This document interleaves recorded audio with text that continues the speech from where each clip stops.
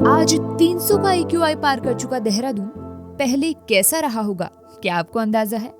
अगर नहीं तो हम याद दिला देते हैं। कभी पचवा दून की हवाओं में प्रदूषण नहीं, एक खास सी महक तैरती थी। ये महक थी देसी बासमती की, जिसे आज दुनिया देहरादूनी बासमती के नाम से जानती है। लेकिन ये आज बस नाम ही बनकर रह गया है। इस बासमती चावल को आज देहरादून में ही ढूंढ पाना लगभग नामुमकिन हो गया है। अपनी मिठास, खुशबू और बेजोड़ स्वाद के कारण इस बासमती को दुनिया में मंगाया जाता था। मगर हाय रे ये हालात, देखिए कि वही बासमती आज इतिहास के पन्नों में सिमट कर रह गई है। दरअसल ये बासमती चावल अफगानिस्तान में उगाया जाता था, जिसकी खोज की थी अफगानिस्तान के तत्कालीन शासक दोस्त मोहम्मद खान बरकजई ने।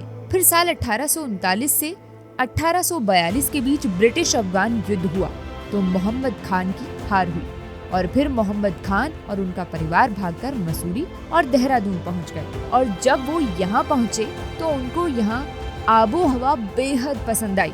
लेकिन जब जायके की बारी आई तो यहाँ पर खान का मन टूट गया, क्योंकि उनको यहाँ का चावल पसंद नहीं आया और वो अपने स्वाद से समझौता करने को भी तैयार न थे।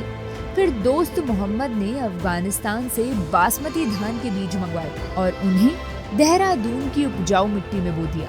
और फिर देहरादून की कमाल की मिट्टी ने इस चावल को ऐसी बरकत दी कि इसकी खुशबू, मिठास और स्वाद को और निखार दिया।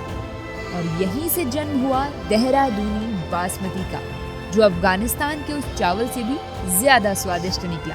और फिर वो दौर भी आया जब पचवा दून के सोरना, तिलवाड़ी, दुधई, बिरसनी और सेवला माजरा जैसे इलाकों में खेत खलिहान देहरादून की बासमती से लहलहाने लगे। और लगभग 10 से 15 साल तक भी करीब 4 से 5,000 हेक्टेयर भूमि पर इसकी खेती होती थी।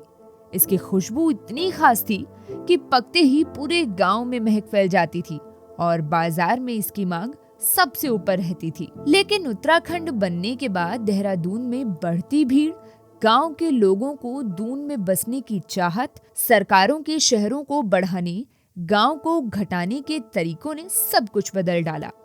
धीरे धीरे देहरादूनी बासमती के बीज संरक्षित होना बंद हो गए। नतीजा ये हुआ कि अनमोल धरोहर गुमनामी में खोती चली गई। आज हालात ये हैं कि देहरादून की जिस बासमती ने कभी दुनिया को अपनी खुशबू से मोहित किया था, उसका बीज तक ढूंढे नहीं मिलता। यह सिर्फ एक फसल का लुप्त होना नहीं, बल्कि दून की सांस्कृतिक और कृषि विरासत का खो जाना है। एक ऐसी खुशबू जो अब सिर्फ यादों में बची है।